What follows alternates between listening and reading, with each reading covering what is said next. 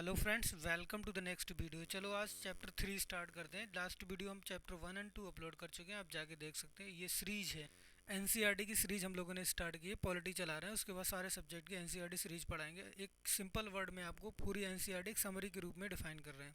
अगर आप चाहें तो इंस्टाग्राम पे जाके ड्रीम चेसर 9958 से फॉलो कर सकते हैं, वहाँ भी आपको अपडेट मिलता है। यूट्यूब पे हमारा चैनल है इन्फिनिटी हब, उसे आप सब्सक्राइब कर सकते हैं। और टेलीग्राम पे आपको डेली अपडेट जैसे कि the Hindu newspaper free of cost आपको मिलता है।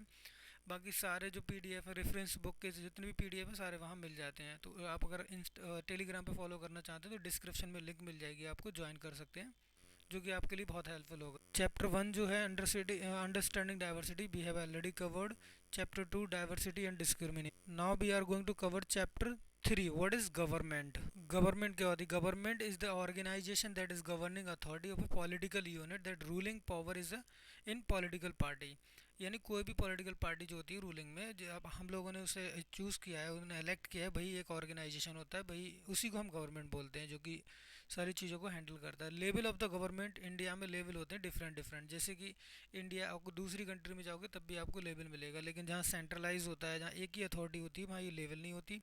जैसे कि नेशनल लेवल पे आपने देखा होगा सेंट्रल गवर्नमेंट होती है, मोस्टली क्या कवर करता है? Taxation, defence, information relation, international relation, जो ट्रेड वगैरह होती है सारा सेंट्रल गवर्नमेंट करती है। State government, each of the state का government has its own police force. यानी आपने देखा हो पुलिस जो है, एजुकेशन सिस्टम है, स्टेट लिस्ट में आता है, इसे स्टेट कंट्रोल करती है। यहाँ लोकल गवर्नमेंट, लोकल गवर्नमेंट कौन सा? जैसे पंचायती राज, म्यूनसिपल कॉरपोरेशंस, म्यूनसिपॉलिटीज़, नगर पंचायत, जो कि 73rd अमेंडमेंट के बाद में आया था, उसे हम थर्ड लेवल यानी लोकल गवर्नमेंट भी बोलते हैं, जिसकी ग्रास रूट लेवल पे वर्क करती है। लॉज एंड गवर्नमेंट है, यानी लॉज क्या होता है?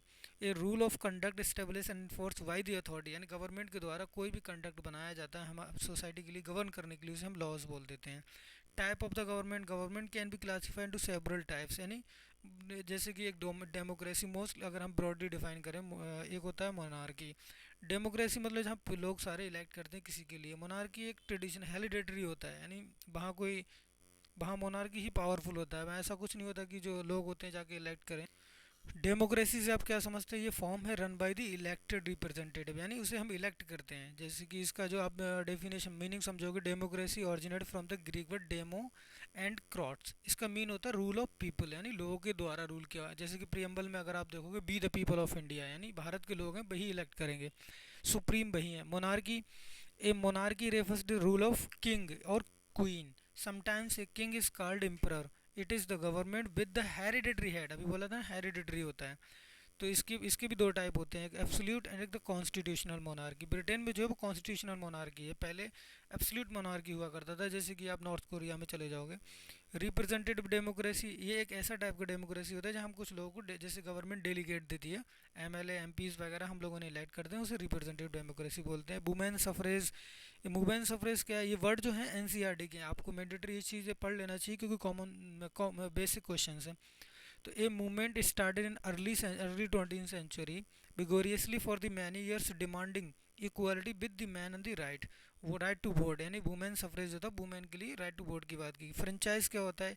ये एक बोर्ड होता है, मतलब किसी भी एक सर्टेन एज को सिलेक्ट करते हैं, सारे बंदों के लिए वोट दिया जाता है। कि ऐसा नहीं होता किसी रेस, रिलीजन, कास्ट वगैरह डिस्क्रिमिनेशन किया जाए, नहीं, सबके लिए वोट का अधिकार है। जैसे कि इंग्लिश में अगर आप डेफिनेशन देखें तो a privilege or right officially granted to a person or a group by a government, especially the constitutional or the statutory vote right to vote. Each country need the government to make the important decision. आपको पता है government होना चाहिए, society में chaos हो जाएगा, लोग कुछ भी करेंगे अपनी मर्जी से।